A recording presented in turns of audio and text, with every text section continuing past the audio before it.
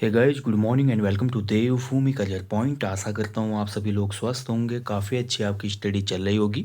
तो देखिए, YouTube channel पे लगातार आपको special fact classes, test series, Uttarakhand GK revision, Mahakumbh जैसी क्लासेस उपलब्ध कराई जा रही हैं।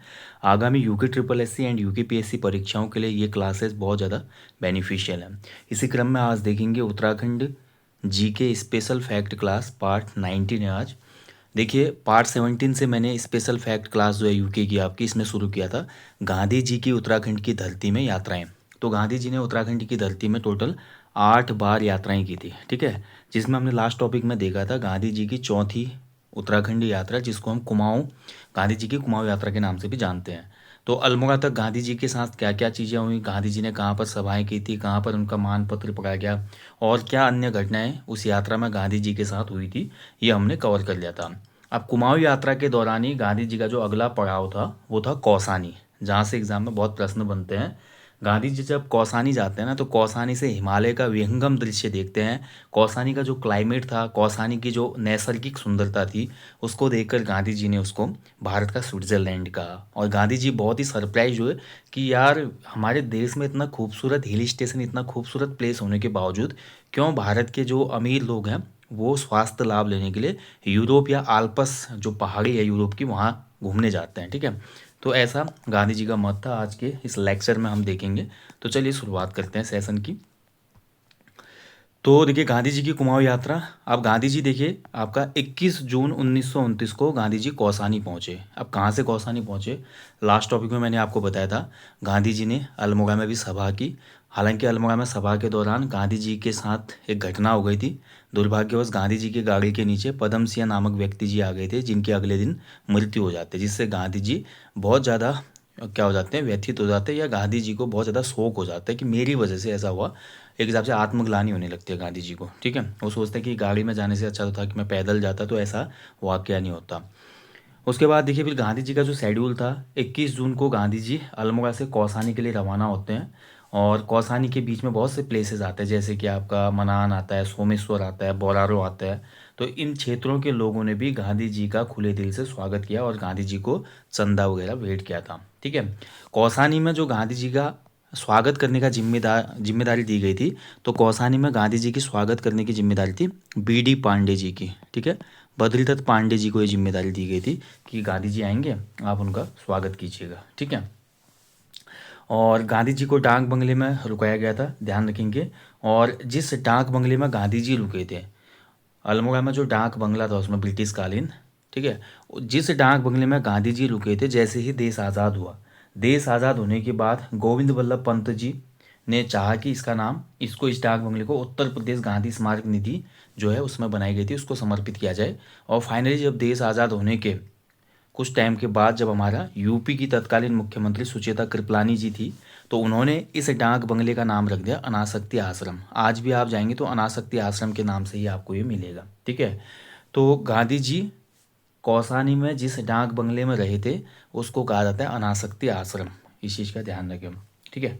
अब कौसानी में गांधी जी का कोई भी पब्लिक कार्यक्रम नहीं था। कौसानी गांधी जी इसलिए गए थे ताकि वो उसमें गीता का गुजराती में अनुवाद करे थे, और उन्होंने गीता पुस्तक का गुजराती में पूरा ट्रांसलेशन कर दिया था। लेकिन उसकी जो प्रस्तावना थी, ठीक है, तो प्रस्तावना को लिखना था, और कौसानी को गांधी ने चुना था कि मैं वहाँ पर शांत ढंग से रहकर गीता का जो है प्रस्तावना को तैयार करूँगा, ठीक है। तो गांधी जी ने यहाँ पर गीता की प्रस्तावना भी लिखी थी, ठीक है। और गांधी जी की जो ये रचना थी, हालांकि देखिए, गांधी जी ने गीता का गुजराती अनुवाद तो 1927 में ही कर दिया था। 1927 के आसपास ट्रांसलेशन पूरा हो चुका था, काफ़ी पत्रों से भी पता चलता है, क्योंकि शांतिलाल त्रिवेदी जी जो हैं, उनसे उनसे भी वही पता चलता है कि सितंबर 1927 में ही गांधी जी ने अपना ट्रांसलेशन पूरा कर दिया था। लेकिन उन्होंने कौसानी में शांतिपूर्वक इस गीता की भूमिका लिखने के लिए, यानी कि प्रस्तावना लिखने के लिए, आपका प्रवास उचित समझा, और यहाँ पर उन्होंने गीता की प्रस्तावना लिखी या उसकी भूमिका लिखी। और गांधी जी की जो ये गुजराती में अनुवाद वाली गीता पुस्तक है ना, ये 12 मार्च 1930 को प्रकाशित हुई थी। ध्यान रखेंगे आप, देखेंगे कि 12 मार्च, क्योंकि मार्च अप्रैल काफ़ी महत्वपूर्ण है 1930 का। इस समय गांधी जी एक नए आंदोलन को और जन्म देंगे, जहाँ पर गांधी जी बोलेंगे टैक्स देना भी बंद करो, और नमक टैक्स को तोड़ेंगे, और सविनय अवज्ञा आंदोलन करते हैं, ठीक है। और गीता जो है गांधी जी की सबसे पसंदीदा पुस्तक थी, ये भी आपको ध्यान रखना है। गीता में आपको देखिए निष्काम कर्म का जो ज्ञान दिया गया श्री कृष्ण के द्वारा ना, कर्मण्य ही वाधिकारस्ते माँ फलेषु कदाचन, और बहुत से ऐसे श्लोक अर्जुन को कृष्ण ने दिए हैं गीता में, जिससे गांधी जी काफ़ी प्रभावित हुए थे। तो गांधी जी भी अपने जीवन में बार बार इसी बात पे जोर देते थे कि कर्म करो लेकिन उसकी फल की इच्छा रखकर नहीं। परिणाम की चिंता करने वाले जो लोग होते हैं ना, वो बहुत परेशान रहते हैं, गांधी जी का ये भी मानना था। और जो लोग केवल कर्म करते रहते हैं, फिर उनको परिणाम की चिंता करने की आवश्यकता नहीं रहती। यही मैं आपको भी बोलता हूँ, इस लेक्चर के माध्यम से बोलना चाहूँगा, परिणाम की चिंता करे बिना अपना कर्म करते रहें। आपको पता है आयोग का क्या सिलेबस है, क्या पैटर्न है, कितने सेट लगाने हैं, कहाँ पे मैं कमज़ोर हूँ, ये चीज़ों को आप जैसे ही इम्प्रूव करेंगे तो आपका परिणाम आएगा। ठीक है। इसके बाद देखिए 22 जून को गांधी जी यहाँ से बागेश्वर निकलते हैं। ठीक है। और बागेश्वर जब गांधी जी निकलते हैं यहाँ से, तो बहुत बड़ा लोगों का समूह गांधी जी के साथ जुड़ जाता है। बैजनाथ यानी कि वर्तमान गरुड़ क्षेत्र में गांधी जी को मान पत्र दिया जाता है और थैली भेंट की जाती है। और बोला जाता है कि बैजनाथ से बागेश्वर तक गांधी जी को, मतलब उसमें पालकी जो होती थी ना, पालकी में बैठा के ले जाया जा रहा था।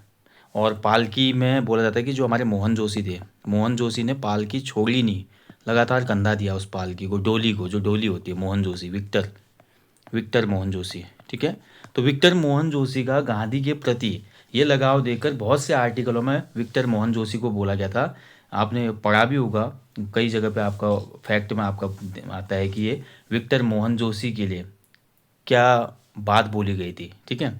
तो विक्टर मोहन जोशी को आपका एक टाइटल यहाँ पे प्रदान किया गया था, और ये टाइटल था आपका भारतीय ईसाई समुदाय के सबसे खूबसूरत फूलों में से एक बोला गया था। ठीक है। तो मोहन जोशी ने गांधी जी की जो कुमाऊं यात्रा रिपोर्ट आई थी, उस पर इस भारतीय ईसाई समुदाय का सबसे खूबसूरत फूलों में से एक बोला गया था। ओके। और एक महत्वपूर्ण बात आपको ध्यान रखनी है, जो गांधी जी थे, गांधी जी काफ़ी ज़्यादा प्रभावित थे विक्टर मोहन जोशी से। ठीक है। विक्टर मोहन जोशी के काफ़ी करीब भी थे। मैंने आपको बताया था विक्टर मोहन जोशी ने भी विशेष आग्रह किया था गांधी जी को कुमाऊं की यात्रा करने को, और गांधी जी ने एक व्यंग्य और चुटकी भी की थी इनके साथ, खादी को अगर आप ज़्यादा प्रमोट करोगे तो मैं ज़रूर आऊँगा। और 22 जून को जब गांधी जी बागेश्वर को निकले ना, गांधी जी का जो उद्देश्य था बागेश्वर जाने का, वो था सरयू नदी का तट, सरयू नदी का तट। अब क्यों था ये आप सभी लोग जानते होंगे, नहीं जानते तो मैं आपको बताता हूँ। सरयू नदी के तट पर ही आपको पता है, गांधी जी को पता था 1921 में एक बहुत बड़ी क्रांति सफल हुई थी, जिसको हम जानते हैं कुली बेगार क्रांति के नाम से। तो कुली बेगार क्रांति में उत्तराखंड के लोगों का एक भी बूंद खून गिरे बिना ये क्रांति सफल हो गई थी, और गांधी जी इससे बहुत प्रभावित हुए थे। इसीलिए गांधी जी ने कुली बेगार की जो क्रांति थी, इसको रक्तहीन क्रांति भी कहा था। ठीक है। कुली बेगार को रक्तहीन क्रांति किसने कहा? गांधी जी ने कहा था। क्यों? क्योंकि रक्त की एक भी बूंद नहीं गिरी, कोई भी आदमी यहाँ पर हताहत नहीं हुआ, कोई भी शहीद नहीं हुआ, और क्रांति सफल हो चुकी थी। ठीक है।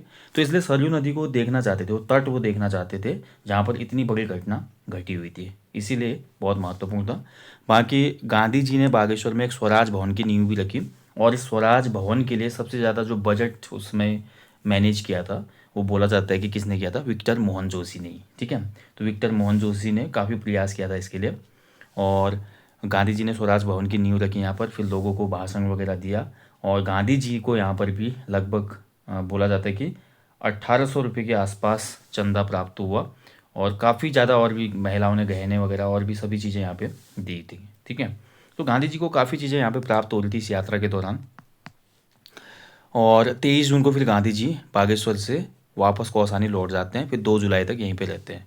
तो 23 जून से लेकर आप देख रहे हैं 2 जुलाई तक, यानी कि 10 दिन पूरा कौसानी में गांधी जी प्रवास करेंगे, जिसमें मौन व्रत भी रखेंगे, अपनी राइटिंग भी करेंगे। ठीक है। और अपना स्वास्थ्य लाभ भी लेंगे। और स्वास्थ्य लाभ के साथ साथ गांधी जी के साथ यहाँ पे उनकी धर्मपत्नी भी थी, उसके अलावा कुछ और भी लोग थे, मीरा बहन वगैरह से ऐसे लोग वहाँ पे शामिल थे, और काफ़ी लोगों से वार्तालाप वगैरह भी गांधी जी का चलता रहता, जो कि उन्होंने अपने जो भी आत्मकथा है, संस्मरण है, या कोई भी रचना, जैसे मैंने आपको बताया था, मीरा बहन ने अपनी आत्मकथा में बहुत सी मुख्य जो घटनाएं होती है गांधी जी की कुमाऊं यात्रा की, उनका वर्णन किया है, यानी कि कहाँ कहाँ पर कुछ इंटरेस्टिंग कुछ हुआ था, वो सब बातें उल्लेखित की हैं। ठीक है। अब यहाँ पर भी देखिए, जब ये कौसानी में रहते हैं, ऐसा बोल रहा था कि उसमें तेंदुआ आ रहा था, और गांधी जी ने एक दिन रात में देख भी लिया तेंदुआ। उसके बाद भी गांधी जी जो कुटिया थी, कुटिया में बाहर ही सोते थे, डरते नहीं थे वो। ठीक है। तो हिम्मत थी भाई, और एक्सपीरियंस करना चाहते थे वो। चलिए, इसके बाद देखिए कौसानी की सुंदरता और शांति से मंत्र मुक्त होकर गांधी जी ने क्या बोला था इनको, मंत्र मुक्त होकर गांधी जी ने क्या बोला, भारत का कौसानी। ठीक है, गांधी जी बहुत ही मंत्र मुग्ध हो गए। गांधी जी ने बोला इसे भारत का स्विट्जरलैंड। तो महत्वपूर्ण है, भारत का स्विट्जरलैंड गांधी जी ने किस स्थान को कहा था, कौसानी को कहा जाता। और कौसानी तत्कालीन अल्मोड़ा में था। ठीक है, जब तक बागेश्वर नहीं बना था, अब तो वर्तमान बागेश्वर में कौसानी, तब अल्मोड़ा में था कौसानी। और गांधी जी ने एक स्टेटमेंट दी थी, मुझे उन लोगों की बात सोचकर पहले से अधिक हैरत होने लगती है जो स्वास्थ्य लाभ के लिए महंगी विदेश यात्रा करते हैं। तो ये बोला था, या डायरेक्टली बोले तो गांधी जी ने ये बोला था कि क्यों भारत के लोग, मुझे आश्चर्य होता है कि भारत के लोग यूरोप की यात्रा पे क्यों जाते हैं, क्योंकि यूरोप से बेहतर जो हिल स्टेशन है, जो भी आपको नैसर्गिक सौंदर्य चाहिए, पहाड़ बर्फ़ सब देखना है, तो आप आइए कुमाऊँ में, ठीक है, या गढ़वाल में आइए।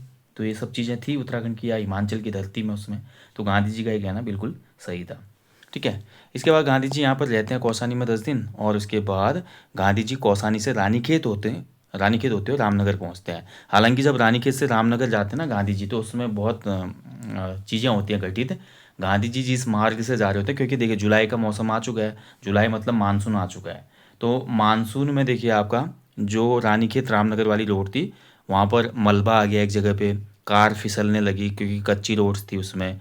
तो बहुत सी जगह पर लाल मिट्टी थी तो कार फिसलने लगी। ठीक है, और बहुत सी कारों का मतलब दुर्घटना होते होते बची। तो बहुत खतरनाक एक वाकया भी इस दौरान हुआ था।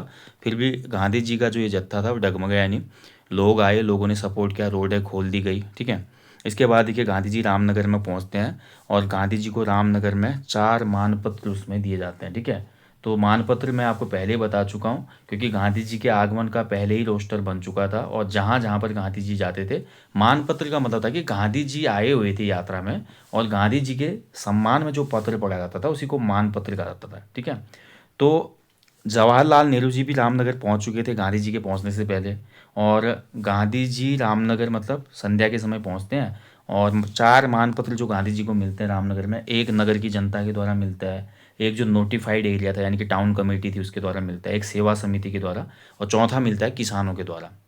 तो कभी देखिए यूके ट्रिपल एस सी भाई क्वेश्चन बना लेता है अपने हिसाब से, सीधा बन जाएगा क्वेश्चन कि निम्न में से किस स्थान पर गांधी जी को कुमाऊं यात्रा के दौरान निम्न में से किस स्थान पर 4 मानपत्र दिए गए थे। तो 4 मानपत्र उनको रामनगर में मिले थे, नगर की जनता के द्वारा, एक सेवा समिति के द्वारा, नोटिफाइड एरिया या टाउन कमेटी के द्वारा, और चौथा किसानों के द्वारा। ठीक है, सभी मानपत्रों का गांधी ने एक ही बार में भाषण दिया, सभी का उत्तर साथ ही दिया।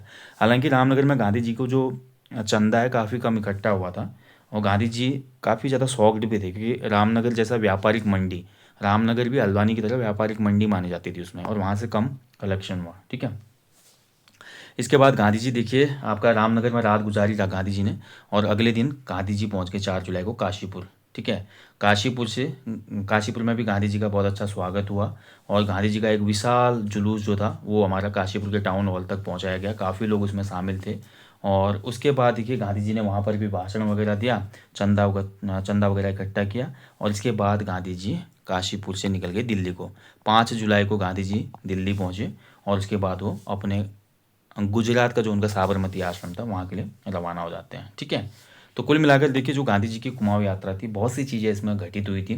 ठीक है, और गांधी जी ने देखिए गांधी जी की लोगों पर उसमें कितना इम्पैक्ट था, और कुमाऊं के लोग भी कितने तत्पर थे उसमें देश प्रेम की भावना को लेकर, या जो गांधी जी का बोल सकते हैं ना गांधीवाद है, वो लोगों में कितना रंग कर चुका था कि बढ़ चढ़ कर लोग भाग लेते थे। खासकर महिलाओं की भूमिका देकर उत्तराखंड की इस धरती में जो राष्ट्रीय आंदोलन होता, गांधी जी बहुत हतप्रभ थे, क्योंकि महिलाओं ने अपने कान के कुंडल निकाल के दे दिए, नथ दे दी, अपनी सोने की अंगूठियाँ दे दी, जो जेवर थे वो दे दिए। ठीक है, जिसके पास जो था सभी महिलाओं ने आपका भर भर के चंदा दिया गांधी जी को, तभी गांधी जी यहाँ के लोगों से बहुत प्रभावित हुए थे। क्लियर। बाकी गांधी जी जो कौसानी थी, कौसानी से हिमालय का जो मनमोहक सौंदर्य था, सुखद जलवायु थी, आंखों को आनंद पहुंचाने वाली जो हरियाली थी, उसको देखकर इतने प्रभावित हुए थे कि साबरमती आश्रम जाकर भी उन्होंने अपने यंग इंडिया और नवजीवन के जो आर्टिकल हैं वहाँ पर कुमाऊं और कौसानी के बारे में बहुत सी चीज़ें लिखी। उन्होंने लिखा कि हिमालय के सामने आल्पस तो मानो बच्चा है, आल्पस जो पहाड़ है, पर्वत श्रृंखला है, वो आपका यूरोप में है, तो हिमालय के सामने आल्प्स तो मानो बच्चा है।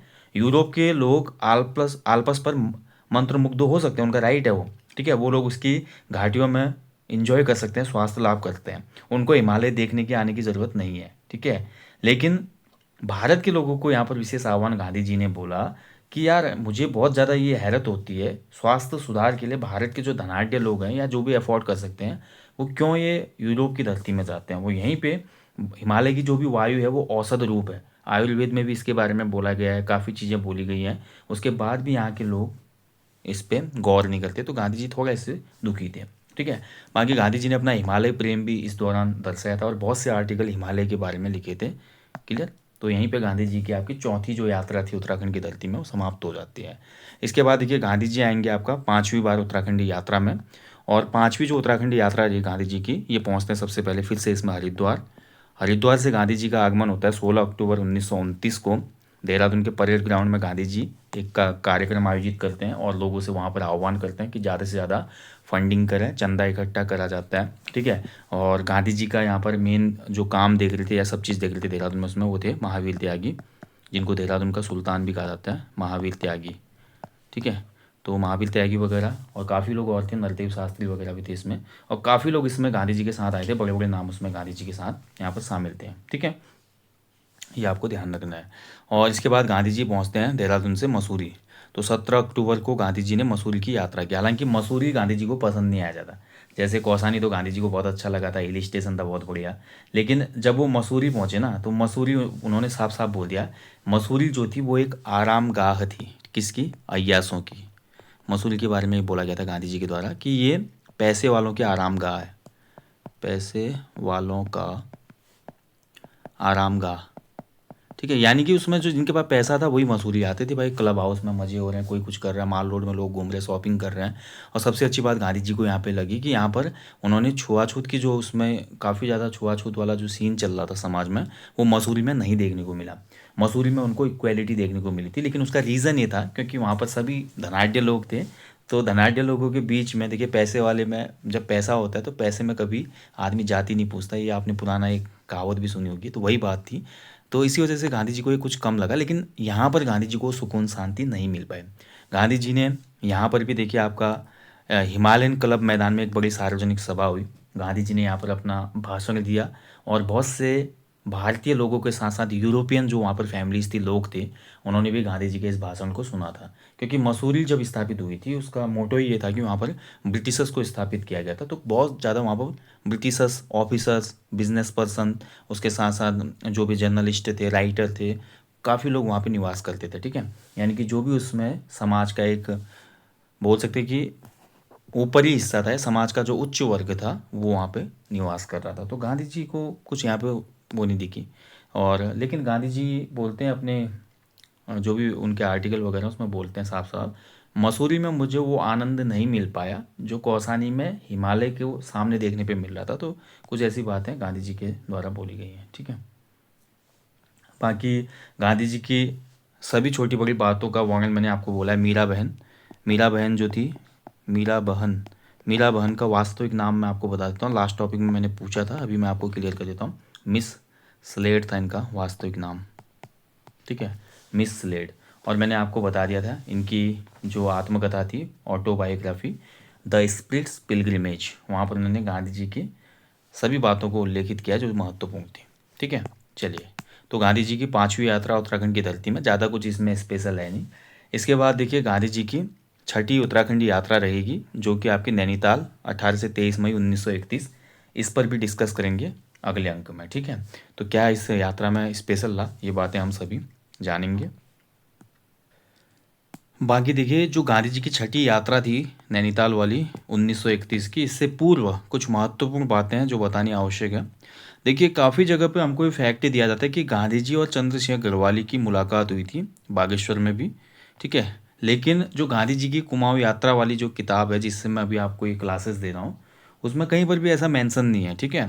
और बहुत सी अन्य किताबों में भी मैंने पढ़ा हुआ है, जैसे उत्तराखंड का स्वाधीनता आंदोलन है और भी किताबें हैं, वहाँ पर भी मुझे कोई ये फैक्ट नहीं मिला कि गांधी जी की बागेश्वर में मुलाकात हुई थी चंद्रशेखर गढ़वाली से। ठीक है। हालांकि कुछ नॉर्मल किताबों में फैक्ट दिया गया कि गांधी जी और चंद्र सिंह गढ़वाली की मुलाकात होती है। चंद्र सिंह ने उसमें गोल वाला हैट पहना हुआ था सिर में। गांधी जी ने बोला ये हैट उतारो, खादी की टोपी पहनो। तो चंद्र सिंह भंडारी बोलते हैं कि मैं इस बुड्ढे के हाथ से टोपी पहनूंगा। गांधी जी उनको टोपी पहनाते हैं खादी की। तो तब चंद्रशेखर भंडारी बोलते हैं कि मैं इस टोपी का कर्ज चुकाऊंगा। और उसके अगले ही साल पेशावर कांड होता है। हालांकि इसकी कहीं पर भी पुष्टि नहीं है। ठीक है। हो सकता है किसी राइटर ने ये ऐड कर दिया वैसे ही, लेकिन इसके कोई साक्ष्य प्राप्त नहीं होते हैं। तो मैं कहूँगा कि इस फैक्ट के साथ ना ही जाए तो ठीक है। बाकी गांधी जी 1929 में जब गए उत्तराखंड की धरती से, तो अगले वर्ष आपको पता है 1930 में गांधी जी का सविनय अवज्ञा आंदोलन हुआ था। और सविनय अवज्ञा आंदोलन में गांधी जी के जो डांडी मार्च था, डांडी मार्च में भी उत्तराखंड से कुछ लोगों ने भाग लिया था। ठीक है। तो डांडी मार्च आप सभी लोगों को पता है कब से कब तक हुआ था ये, 12 मार्च से 6 अप्रैल तक। 6 अप्रैल 1930 तक ये डांडी मार्च हुआ था। नमक कानून तोड़ना इसका उद्देश्य था। और इस यात्रा में गांधी जी के साथ 78 अनुयायी थे, 78 फॉलोअर थे, जिसमें से 3 उत्तराखंड से थे। ठीक है। कौन कौन थे? 3। एक थे हमारे ज्योतिराम कांडपाल, ज्योतिराम कांडपाल। ठीक है। दूसरा नाम था इसमें आपका कौन? Bhairav Dutt Joshi, Bhairav Dutt Joshi. And third person जो कि थे आपके खड़क बहादुर, गोरखा वीर खड़क बहादुर। ठीक है। खड़क बहादुर। क्लियर? ये 3 लोगों ने इस डांडी मार्च में भाग लिया था। क्लियर हो गया? इसके बाद देखिए एक महत्वपूर्ण फैक्ट ये है कि गांधी जी के नाम पर जो इनके फॉलोअर उत्तराखंड की जो कुमाऊं यात्रा गांधी जी कर रहे थे, तो कुमाऊं यात्रा के दौरान जो एक व्यक्ति इनके साथ थे, शांतिलाल त्रिवेदी जी। शांतिलाल त्रिवेदी जी गांधी जी की कुमाऊं यात्रा के 1 साल पहले ही यहाँ पे सेटल्ड हुए थे। उससे पहले वो गुजरात में थे। ठीक है। शांतिलाल त्रिवेदी। और शांतिलाल त्रिवेदी जी ने गांधी जी की याद में, ठीक है, चनौदा, अल्मोड़ा चनौदा जो है सोमेश्वर में, सोमेश्वर, ठीक है, चनौदा सोमेश्वर में क्या किया था? एक हमारा गांधी आश्रम स्थापित किया था। गांधी आश्रम। ठीक है। चनौदा सोमेश्वर में गांधी आश्रम की स्थापना कब और किसने की थी? तो 1937 में शांतिलाल त्रिवेदी जी ने की थी। इतना आपको फैक्ट ये याद होने चाहिए। ठीक है। इसके बाद हम पढ़ेंगे अगले अंक में गांधी जी की जो छठी यात्रा थी, और छठी यात्रा जब होगी गांधी जी की, क्या इसमें महत्वपूर्ण घटनाएं हुई थी। 7वीं और 8वीं यात्रा भी हो सकता है। नेक्स्ट टॉपिक में आपका कवर हो जाए। चलिए मिलते हैं जल्दी आपको नेक्स्ट सेशन में। तब तक आप सभी लोगों से कहूँगा अच्छे से अपनी तैयारी करते रहें, मेहनत करते रहें। गांधी जी की जो बातें हैं उनको अपने जीवन में लाएं, जैसे कि कर्मण्येवाधिकारस्ते मा फलेषु कदाचन। ठीक है। कर्म करते जाओ, फल की चिंता मत करो। अगर आपके कर्म में देखिए मेहनत होगी और ईमानदारी होगी और आपके अंदर जज्बा होगा, तो आपका कर्म निश्चित ही आपको फल देगा। हमेशा की तरह बोलूँगा, अपने जीवन में एक पेड़ लगाएं और लोगों को भी इसके लिए अवेयर करें। Thank you for watching. जय हिंद, जय देवभूमि।